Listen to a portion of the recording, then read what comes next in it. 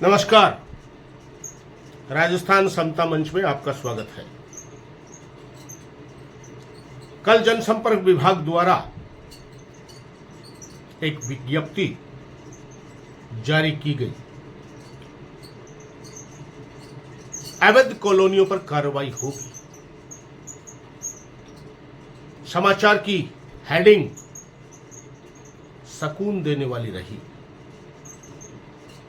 विज्ञप्ति में बताया गया कि उप खंडाधिकारी चूरू के निर्देश पर जिला मुख्यालय स्थित लिटिल फ्लावर स्कूल के आगे स्थित रोही कस्बा चूरू के खसरा नंबर 3073/928 व खसरा नंबर 231 की कृषि भूमि पर बगैर संपरिवर्तन करवाए विकसित की जा रही अनधिकृत योजना में संबंधित विकासकर्ताओं द्वारा निर्मित सड़कों एवं अन्य निर्माण को गुरुवार को दोपहर बाद नगर परिषद चूरू की टीम द्वारा हटाया गया।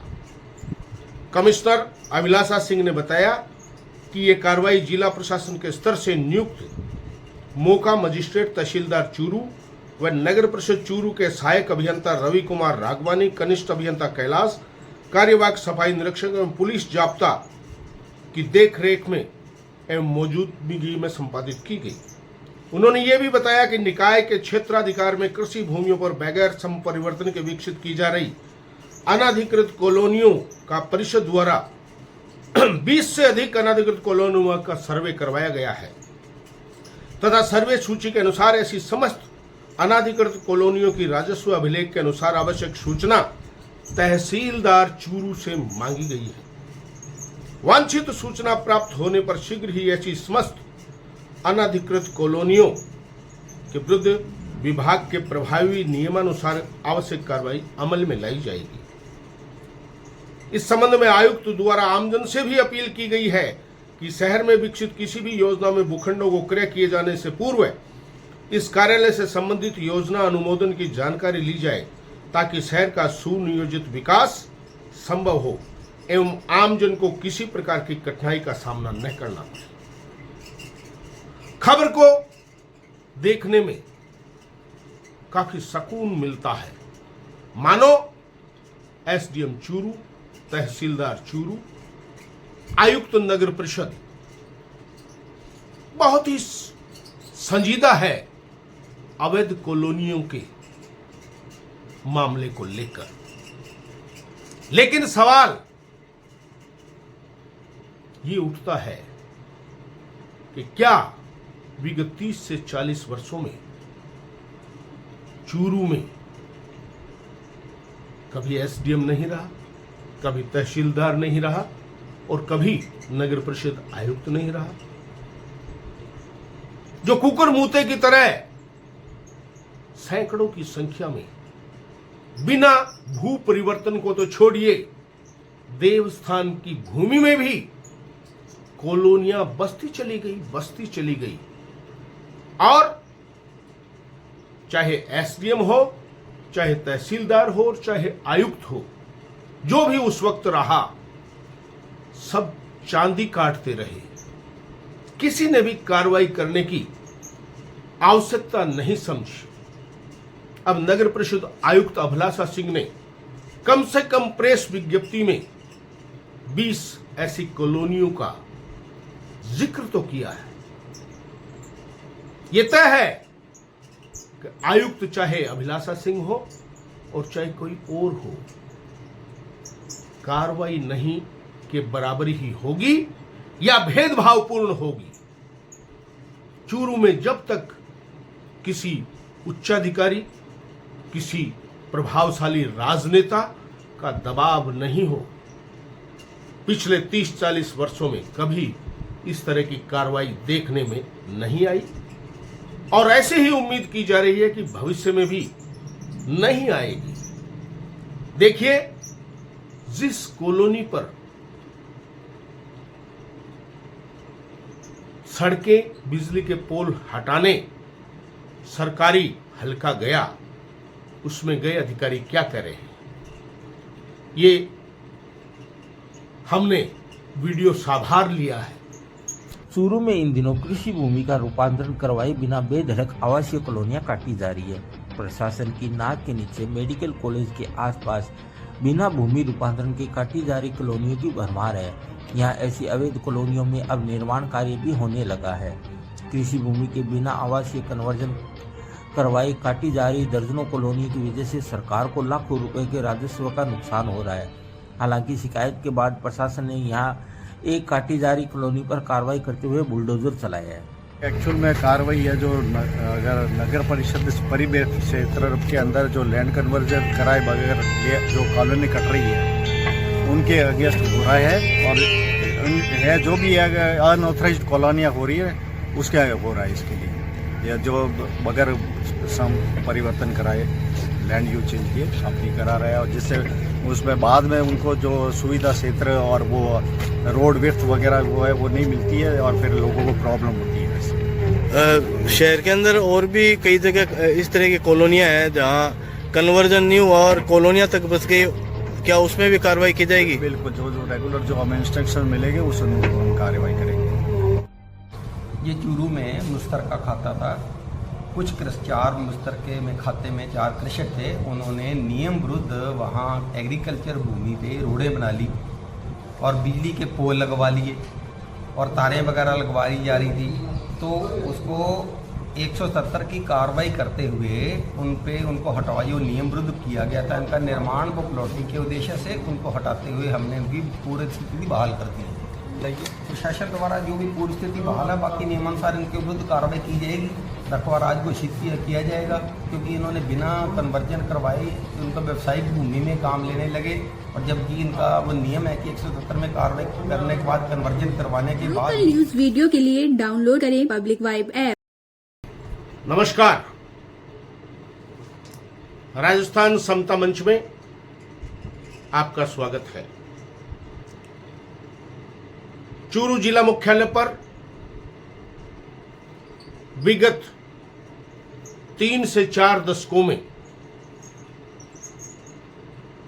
सैकड़ों कॉलोनियां बसा दी गई है कृषि भूमि में, और वो भी बिना भू परिवर्तन के। कभी जिला प्रशासन ने या नगर परिषद ने कार्यवाही करने के बजाय सेवा शुल्क वसूलने में ही हमेशा रुचि ली है। एक आध को छोड़कर इन 30 से 40 वर्षों के बीच कभी भी ये नहीं देखा गया कि जो कृषि भूमि में कॉलोनी काटने के लिए सड़कें बनाते हैं, बिजली के खंभे लगाते हैं, पानी की लाइन डलवाते हैं, उनमें से अधिकांशतः तो सांसद या विधायक की निधि से सड़कें बनाई गई हैं, और सांसद या विधायक के प्रभाव के इस्तेमाल के चलते ही पानी की लाइनें और बिजली की लाइनें डलवा दी गई, वो भी कॉलोनियां बसने से पहले ही, ताकि कॉलोनी काटने वाले को सुविधा रहे कि जब पानी है, सड़क है, बिजली है, जो प्राथमिक रूप से एक आदमी को बसने के लिए चाहिए, वो सब उपलब्ध है, तो फिर वो प्लॉट खरीदने में कोई दिक्कत का सामना उन्हें नहीं करना पड़ता। जिला मुख्यालय की परंपरा तो इससे आगे बढ़कर भी चली आ रही है। सरेआम जनता, कानून, सबकी आंखों में धूल झोंककर मंदिर और मस्जिदों की जमीनों में भी न केवल कॉलोनियां काटती गई, बल्कि आज वो कॉलोनियां आबाद भी हैं। विधिवत रूप से आज भी उन कॉलोनियों में पट्टे नहीं बन सकते, क्योंकि वो देवस्थान विभाग से संबंधित जमीनें हैं। लेकिन लोग 30-40 सालों से वहां बसते बसते आज व्यापक रूप से वो आबाद कॉलोनियां बन चुकी हैं। लेकिन किसी भी सांसद, किसी भी विधायक, जिला कलेक्टर, एसडीएम, तहसीलदार, नगर परिषद, किसी ने भी कभी सुध लेने की आवश्यकता नहीं समझी, क्योंकि सुविधा शुल्क जो मिलता है। लेकिन अचानक ऐसा क्या हुआ कि पहली बार लिटिल फ्लावर स्कूल के पास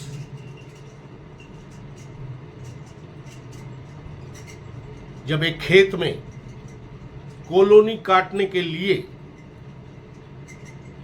सड़कें बिछाई गई भू डेवलपर द्वारा, बिजली के खंभे लगाए गए, तो अचानक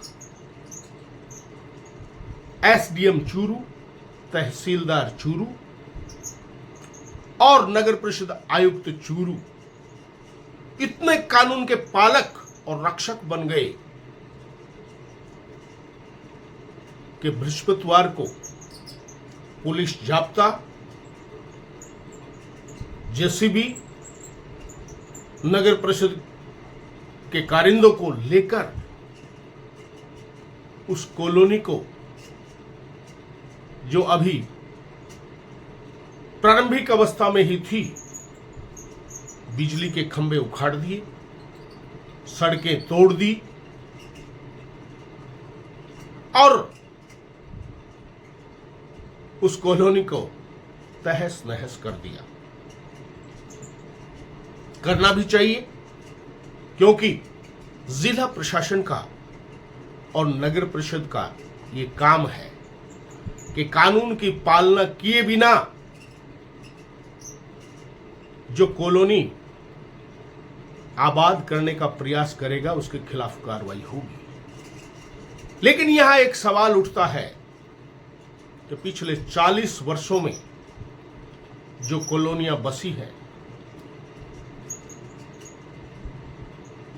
कृषि भूमि को तो छोड़िए, देवस्थान विभाग की भूमि में भी कॉलोनियां आबाद हो चुकी है और चूरू का जिला प्रशासन गूंगा बहरा बना हुआ है। ये थोड़ा समझ से बाहर है। प्रश्न ये उठता है कि क्या इमरान थीम और साजिद चौहान द्वारा जो ये कॉलोनी काटी जा रही थी, ये सिर्फ एकमात्र उदाहरण है इस चूरू में जहां भू परिवर्तन किए बिना कॉलोनी काटी जा रही हो। इसी के अगल बगल में दर्जनों खेतों पर लेवलिंग कराकर प्लॉट के चिन्हीकरण किए जा चुके हैं, लेकिन जिला प्रशासन द्वारा यह एकतरफी कार्रवाई क्यों?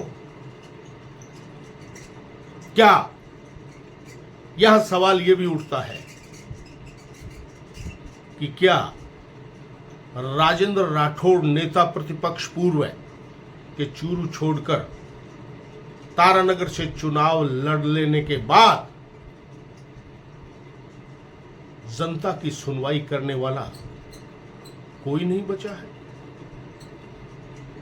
यह प्रश्न है। कार्रवाई हो तो सब पर समान रूप से एक साथ हो, लेकिन प्रश्न तब खड़ा होता है जब इसी शहर में 20 से 25 कॉलोनियां बसाई जा रही है, तो कार्यवाही सिर्फ एक पर क्यों? क्या दूसरे कॉलोनी काटने वालों के दबाव और प्रलोभन के चलते यह कार्रवाई की गई? यह सवाल का जवाब